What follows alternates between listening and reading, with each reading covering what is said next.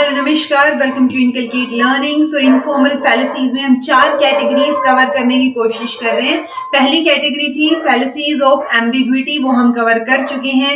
दूसरी थी फैलेसीज of relevance, वो भी हम कवर कर चुके हैं।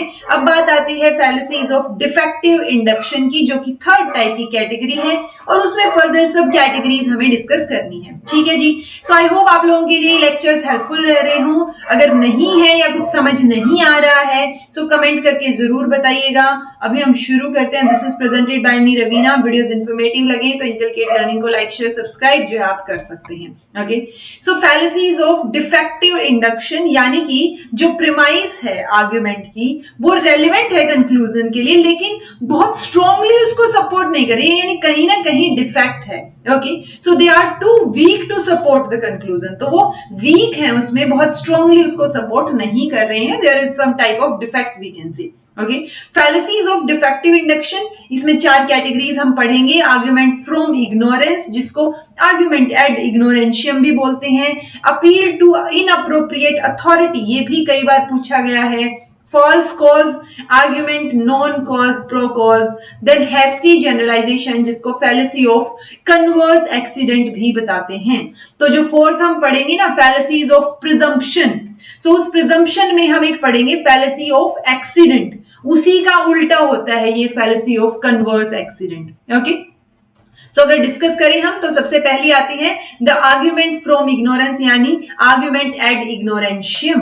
सो इसमें एक तरीके से देखा जाए तो आपके पास आर्ग्यूमेंट नहीं है उस पर्टिकुलर चीज के लिए, मतलब आप उसको, मतलब वो अभी तक कोई गलत चीज प्रूव नहीं की गई है, तो इसलिए आप उसको सही मान रहे हैं। ठीक है, क्यों मान रहे हैं? जैसे there is no evidence that cigarette smoking causes lung cancer. So अभी तक ये प्रूव नहीं हुआ है कि सिगरेट से कैंसर होता है, बट मतलब वो है कि अगर वो प्रूव नहीं हुआ है तो हम मान के चल रहे हैं कि सिगरेट से कैंसर होता ही नहीं है, डजंट कॉज लंग कैंसर। सो वो चीज क्या है जी? हमारी आर्ग्यूमेंट एड इग्नोरेंशियम, यानी हम उसको तब तक इग्नोर कर रहे हैं जब तक हमारे पास कोई एविडेंस नहीं है, हम उसका उल्टा जो है उसको ही सच मान के चल रहे हैं। ओके, सो आर्ग्यूमेंट कहां से आया? ये इग्नोरेंस से आया ये आर्ग्यूमेंट। ओके, यहां पे अपील क्या है? Appeal is made to ignorance rather than to knowledge. तो हम इसमें नॉलेज से रिलेटेड या इससे इस टॉपिक पे डिस्कशन नहीं चाहते, हमने बस बोल दिया कि कोई एविडेंस नहीं है कि जो है सिगरेट स्मोकिंग से ही लंग कैंसर होता है, इसलिए उससे नहीं होता है, ये मान के चलेंगे हम। ठीक है जी। नेक्स्ट है appeal to inappropriate authority, argument ad verecundiam, जो मैंने आपको वेरे से रणवीर सिंह बताया था एक बार। ठीक है, सो उसमें क्या चीज थी कि जब कोई, मान लो इसमें हम बेसिकली ये बोलना चाह रहे हैं कि अपील टू इनअप्रोप्रिएट अथॉरिटी, कि उसके वो जो इंसान बता रहा है आपको कोई चीज, वो अथॉरिटी, वो उसके पास अथॉरिटी नहीं है पर्टिकुलर चीज बोलने की। जैसे मान लो कोई बॉलीवुड फेमस एक्टर है या फेमस बॉलीवुड एक्टर है, वो किसी टी के ब्रांड की या किसी भी पर्टिकुलर चीज की क्या कर रहा है? एडवर्टाइजमेंट कर रहा है। ओके, वो एक्सेप्ट कर रहा है कि ये बहुत अच्छी है वगैरह वगैरह वगैरह, लेकिन उसके पास अथॉरिटी नहीं है कि वो उस चाय की टेस्टिंग करे या जो है उसको पता हो कि क्या क्वालिटी है चाय की, बस वो ऐड कर रहा है उस चीज की। ओके, सो वो जो है वो वहां पे क्या है, वो फैलेसी क्या आ जाएगी? अपील टू इनअप्रोप्रिएट अथॉरिटी, यानी कि उसके पास अथॉरिटी होती अगर वो मान लो एक्टिंग से रिलेटेड या एंटरटेनमेंट से रिलेटेड कौन सा स्कूल बेटर है या कौन सी चीजें बेटर हैं, वो अगर बताते तो ज्यादा रिलायबल होती वो चीजें, हम उन पे विश्वास कर पाते। लेकिन अब वो चाय की ऐड कर रहे हैं, जो है कोल्ड ड्रिंक की ऐड कर रहे हैं, सो वो सारी चीजें क्या है, उनके पास वो क्रेडिबिलिटी नहीं है, उनके पास वो अथॉरिटी ही नहीं है कि वो उसकी क्रेडिबिलिटी बता सके हमें। ओके, तो वो एक्सपर्ट नहीं है उस पर्टिकुलर चीज में। सो यहाँ पे ये जो चीज आ जाएगी वो क्या है?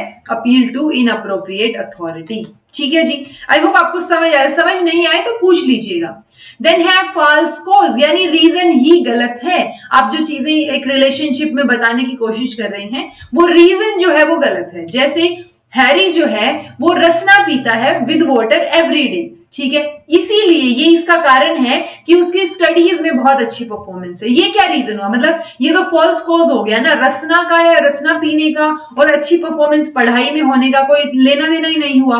तो ये जो कॉज एंड इफेक्ट वाला पार्ट है, यहां पर चीजें गड़बड़ है, कारण जो है वो आपका गलत है, तो इसको हम फॉल्स कॉज भी बोलते हैं।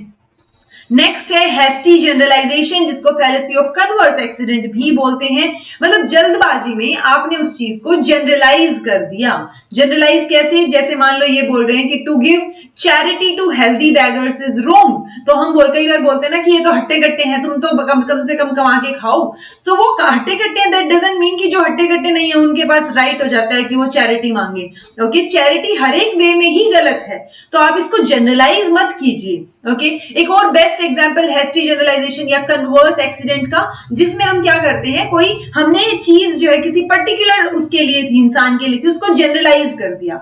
जैसे मैंने एग्जांपल आपको पहले भी दिया हुआ है मैरिजुआना का, कि एक फॉर्म जो है ये किसकी है, जिससे आपको नशा होता है, बेसिकली आप अपना दर्द भूल जाते हैं। सो वो चीज जब मतलब कैंसर पेशेंट या बहुत एक्सट्रीम सीवियर पेन में अगर कोई पेशेंट है ना, तब उसको रेकमेंड की जाती है डॉक्टर्स के द्वारा, अदरवाइज इसको यूज नहीं किया जाता।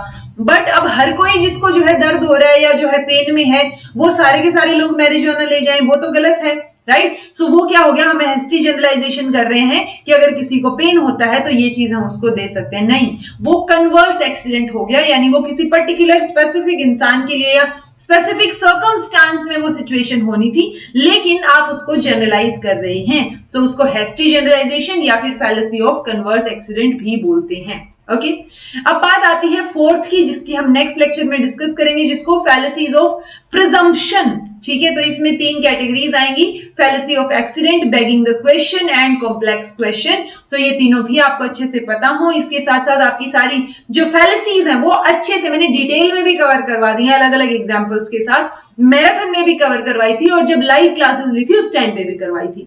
सो मेक श्योर आप इन चीजों को समझ पाए। कुछ समझ ना आए तो कमेंट करके पूछ लें। This was all about today. Thank you so much for watching. Be happy, keep smiling, subscribe to Inculcate Learning because it is absolutely free, and be consistent in your efforts.